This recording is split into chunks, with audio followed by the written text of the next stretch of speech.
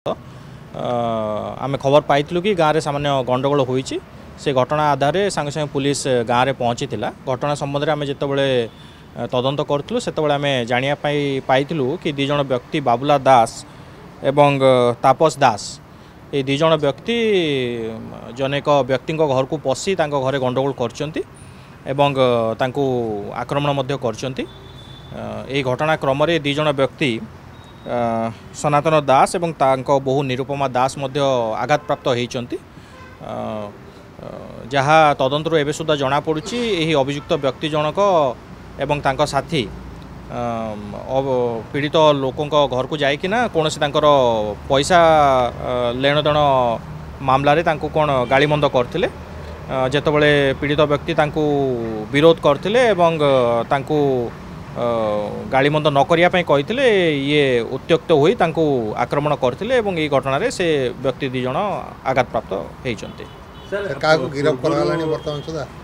वर्तमान घटना तदंत चलती जो अभियुक्त व्यक्ति दीज अच्छा आम धरिया चेष्टा करुचु धरिया आम जो जेरा करूँ घटनार प्रकृत कारण संबंध में आम निश्चिंत हो पार गाँव में प्रायतः शांति अच्छी घटना भी गाँव में कौन टाइप अशांतिर कौन घटना ना केवल दीज व्यक्ति यही कांड कर ही गाँव में जहाँ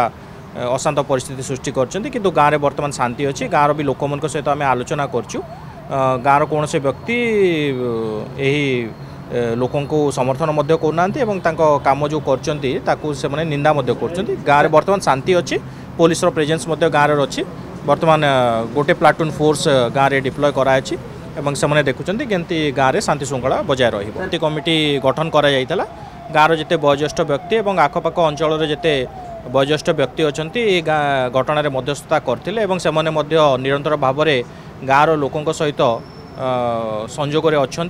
सहित ये घटना को केमती शांतिपूर्ण भाव में समाधान करा जाय परिबो एवं केपरि भाव में गाँव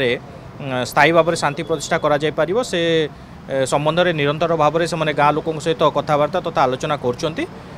आम गाँव लोकों सहित कथबार्ता करूँ से